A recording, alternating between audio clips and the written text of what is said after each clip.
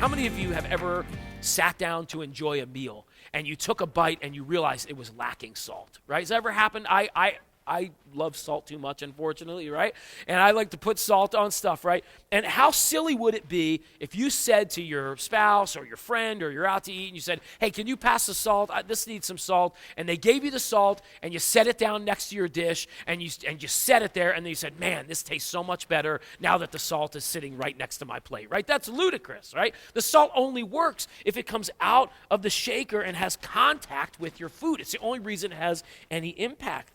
Guys, that's why having a church building in a neighborhood doesn't do anything to change the lives of the families that live on the same street or the same block. Like, you can build a building. It doesn't matter. It has no effect. No change happens until the people get out of the building and actually live out their faith in front of their neighbors. When they come in contact with the people in their neighborhood, you're never going to have an impact on your job or your friends or your family or people that God's called you to impact unless you get out of the salt shaker and have compassion for the people that you're around. Number one, there's no compassion without contact. You cannot affect the world if you're too afraid to be in it or to be around people that aren't like you. Here's the second hard truth about compassion. Justice without Jesus is just a Band-Aid.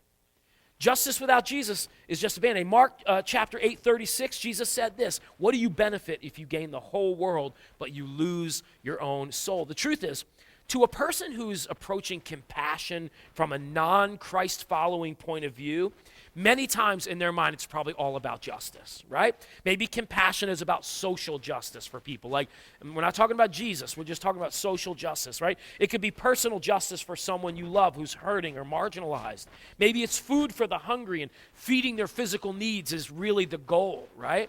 Or maybe it's just some other sort of help that comes from a heart of compassion with the end goal of just helping that person in their time of need. But for the disciple of Jesus, if that's the end game, we're only applying a Band-Aid to a much bigger problem. Remember when Jesus fed 5,000 with just some bread and a few fish? He knew that they needed physical food, so he definitely took care of their physical needs. He had compassion on everybody, and it's getting late, right? And the disciples are complaining, send everybody home so they could go get, into the town so they can go get their own food. And Jesus had compassion for them. They need to eat. And so he fed them physically, right?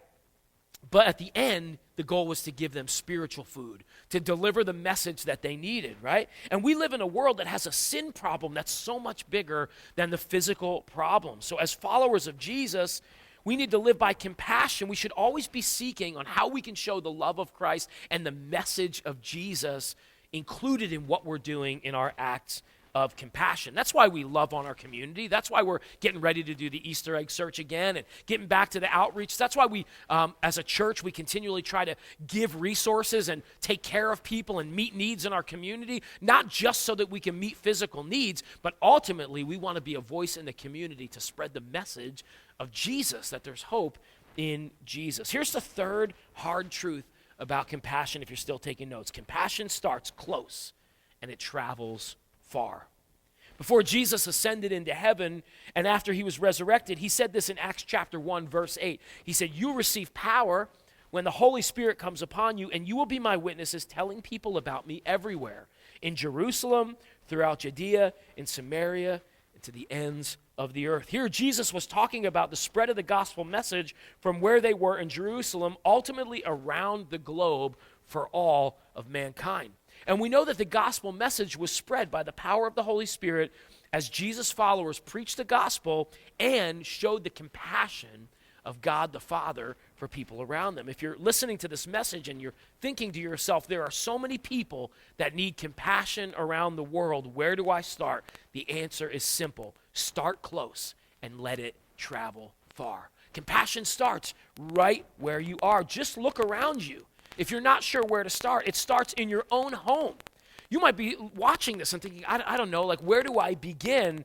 And you have a husband or a wife that needs some compassion, that you haven't actually been treating them with compassion. Your children maybe need compassion. Take a hard look at your family and look for those opportunities. What about your friends, your close circle of friends? Maybe you're looking past them. Maybe you're the kind of person that's so excited to raise money or travel to a foreign country to do some works of compassion. Meanwhile, you're stepping right over the people in your backyard and you're not showing compassion. Maybe it's your neighborhood right down the street.